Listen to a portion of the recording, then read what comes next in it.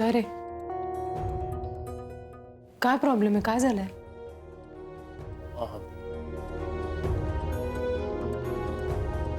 नाही, औन्ना आणि अविनाश सरांना सगळं खरं सांगायचं ठरवलंय आम्ही. जय, रजनी, प्लीज आम्हाला अडवू नकोस. आम्ही खूप विचार करून हा निर्णय घेतलाय आणि सांगायला उशीर झाला तर पुढे जाऊन गोष्टी अजून कॉम्प्लिकेट झाल्या असतील. आणि आज नाही सांगू शकलो तर पुन्हा कधी सांगू शकू हेही माहित नाही. त्यामुळे पुढे जे काही होईल त्याला सामोरं जायला आम्ही तयार होतो.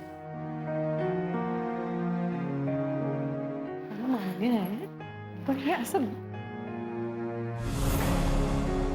जय, मी तुला खूप त्रास देते ना?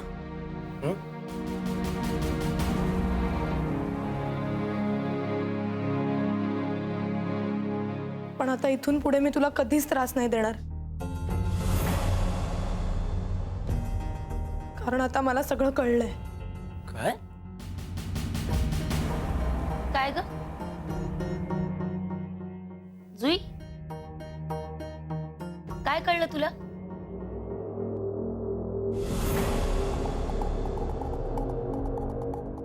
नंदिनी मॅडम, जयने मला ज्या कारणासाठी नकार दिला त्याचं कारण जुई जुई जुई जुई,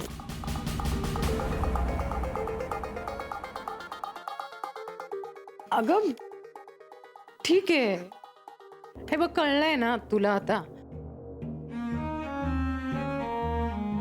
पण आता काही करता येणार आहे का तुला? तेच तर ना, मी काहीच नाही करू शकत.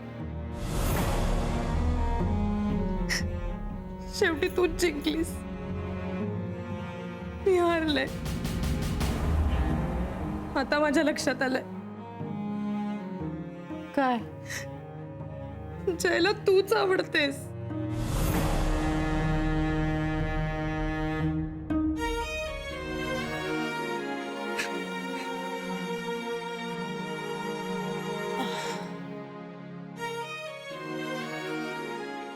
अगं जुई, हे बघ, ठीक आहे, ठीक आहे. आता चल चल, ये इकडे इकडे. ठीक आहे, रडू नकोस तू. तू ब्रेव मोठी मुलगी आहेस ना, जा जागेवर बस. जय, थांब. अदिती, काय ग, काय झालं? कुठं जाण्यापासून थांबवतेस त्या दोघांना? काय ग रजनी? हा, आणि जाऊ द्या, काहीतरी महत्वाचं काम असेल ना. गप्प बस जरा. मध्ये मध्ये बोललंच पाहिजे का? रजनी, काय चाललंय? काका, हा जय रजनी आणि त्याच्याबद्दल सरांना सांगायला चाललाय. जुई, असं काही नसेल. उगाच नको ते तर्क कशाला लावतेस तू? जुई, तू थांब, रडू नकोस ना. जय, अरे काका थांबा जरा. हे जुई, हे बघा, ती म्हणते तसं काही नाहीये.